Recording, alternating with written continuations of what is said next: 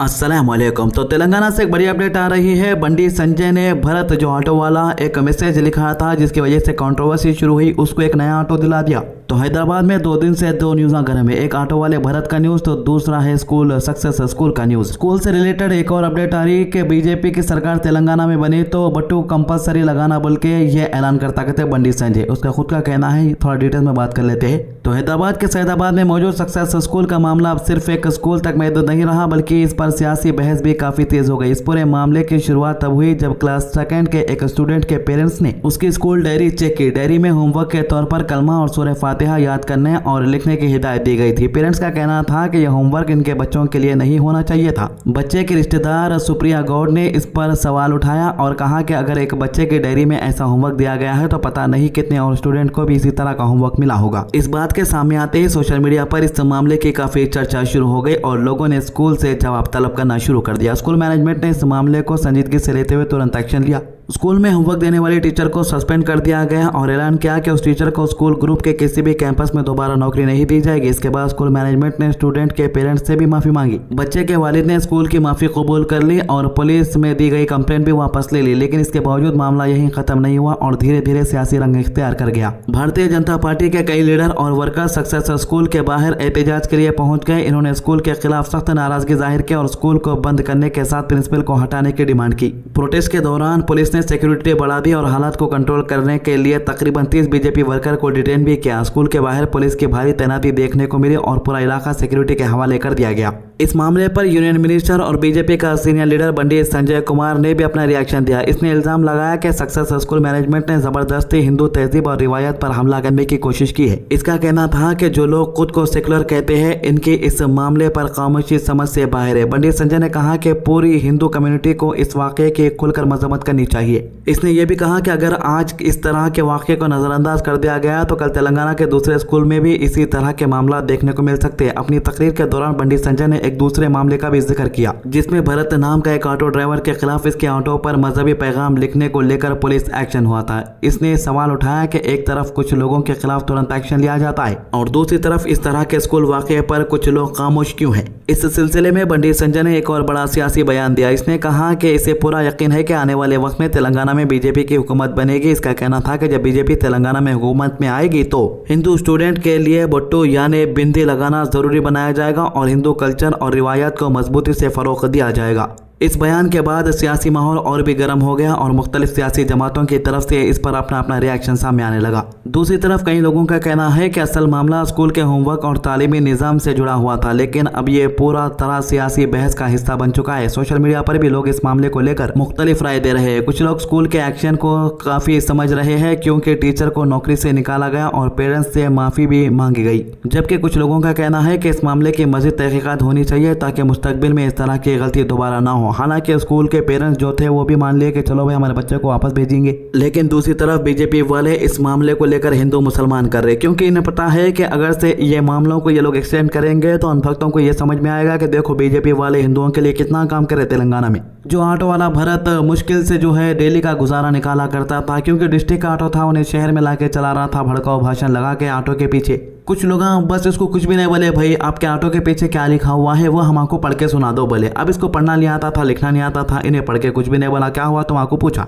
और जो लोग इसका वीडियो बनाए थे वो लोग मीडिया से थे, कुछ मीडिया से। उन लोग पुलिस वालों को जो है इसके बारे में बताया, इसका फोन नंबर लेके पुलिस वालों को दिए। उसके बाद एक SI का ऑडियो भी सामने आया समझो, जो इस ऑटो ड्राइवर भरत से बात कर रहा। अगर इसकी जगह कोई मुसलमान इसकी तरह ही कोई मैसेज ऑटो पे लिख देता तो अभी तक बड़ा हंगामा खड़ा हो जाता। अच्छा, कुछ लोग जो है मुसलमान ऑटो के ऊपर जो दुआएं लिख लेते, मुसलमान ऑटो के ऊपर जो मैसेजेस लिख लेते, जो शायरी लिख लेते, वो भी फॉरवर्ड करके पूछ रहे कि तुम लोग भी लिखते ना, फिर हम लोग कुछ भी नहीं बोले। तो इसलिए बोलते हैं कि भाई कम से कम 4 क्लास पढ़ लेना बोल के। मुसलमान जो ऑटो के ऊपर लिख देता वो दुआ रहती या कोई अच्छी शायरी रहती, उसमें किसी दूसरे के मजहब के बारे में या किसी के दूसरे की आस्था के बारे में लिखा हुआ नहीं रहता, लेकिन जानबूझ के यहाँ पर एक भड़काऊ मैसेज लिखा गया है। अब ये तो 2 दिन हो गया ना भाई, अब इसको कई को जो है खींच के बोल रहे, कई को ये न्यूज़ को वायरल कर रहे। भाई न्यूज़ को वायरल नहीं कर रहे, ये लोग जो है आज चार मीनार के भाग्यलक्ष्मी मंदिर को आए, मंदिर को जो है ये सारे स्टिकर लेके आए, इनके कारा लेके आए। 15 से 16 गाड़ियों के अंदर ये लोग आए और स्टिकर जो है मंदिर के अंदर पहले लेके जाके बाहर निकाले।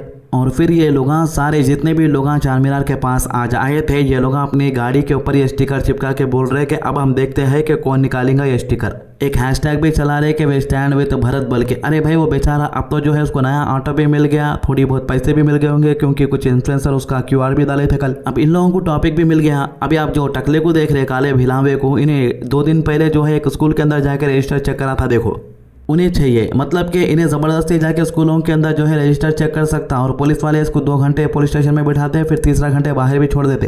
देखो पहली बात तो रूल नहीं है कि कोई भी गाड़ी के ऊपर कुछ भी नहीं लिख सकते। पुलिस वाले खुद जब गाड़ी पकड़ते तो पूछते कि तुम लोग ये कहीं को लिखे वो कहीं को लिखे बोल के, लेकिन जब ये लोग पोस्टर चिपका के इतना जो है पब्लिसिटी करते ऐसी चीज़ों की, और हैदराबाद तेलंगाना के अंदर इतना बड़ा हंगामा खड़ा करते, तो पुलिस वाले खाली 1-2 घंटे पुलिस स्टेशन में बिठा के छोड़ देते। अब ये लोग फिर से इनके कामों में मसरूफ हो जाते हैं। इससे क्या होता बोल तो ये लोग फिर से लोगों के दिल और दिमाग के अंदर जहर घोलते और बोलते कि नहीं तुम ऑटो चला रहे तो भी तुम्हारे ऑटो को भगवा कलर का झंडा रहना, गाड़ी चला रहे तो भी भगवा कलर का झंडा रहना, और आप कौन सी भी गाड़ी चलाओ आपका मजहब दिख के आना। अब इससे क्या होता बोलते जो लोग रोजी रोटी कमाने वाले रहते वो लोगों को तो पढ़े लिखे नहीं रहते, इन लोगों के 1-2 क्लिप देख लेते, अब वो बेचारे इन कुछ फॉलो कर लेते रहते। अब देखो भाई ये ऑटो के पीछे भगवा कलर का बड़ा झंडा लगा हुआ है, तो इससे कोई भी ऑब्जेक्शन नहीं है भाई। मैं भी अगर जाने वाला रहा तो ये ऑटो में बैठ के जाता हूँ क्योंकि इससे हमारे को कोई भी प्रॉब्लम नहीं होती।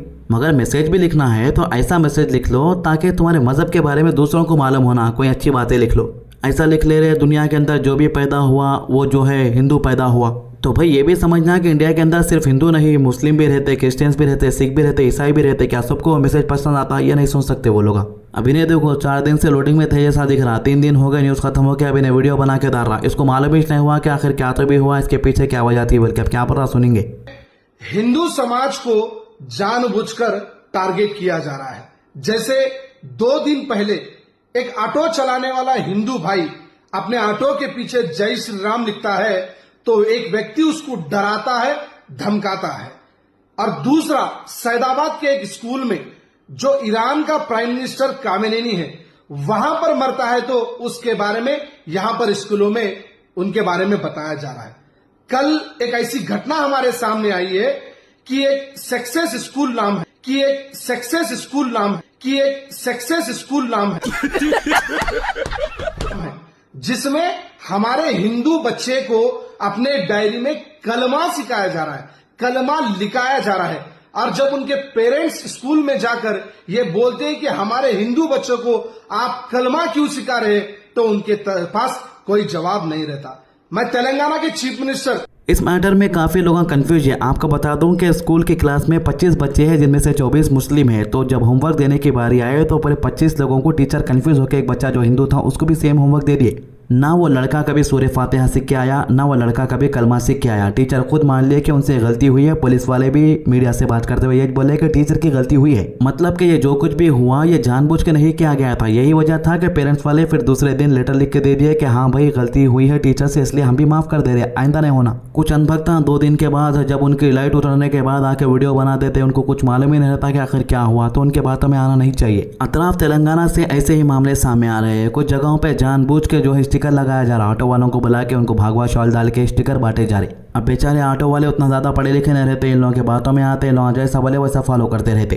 खैर सभी को ये सोचना चाहिए कि हम तेलंगाना में हिंदू मुस्लिम कई सालों से भाईचारे के साथ रहते हैं और ये भाईचारा हमें ख़राब नहीं करना चाहिए कुछ लीडरों की बातों में आके। तो ये 3 मामलों के अभी तक के अपडेट। हमारे चैनल को सब्सक्राइब कीजिए, वीडियोज़ को ज़्यादा से ज़्यादा लोगों तक शेयर कीजिए। अल्लाह हाफिज़।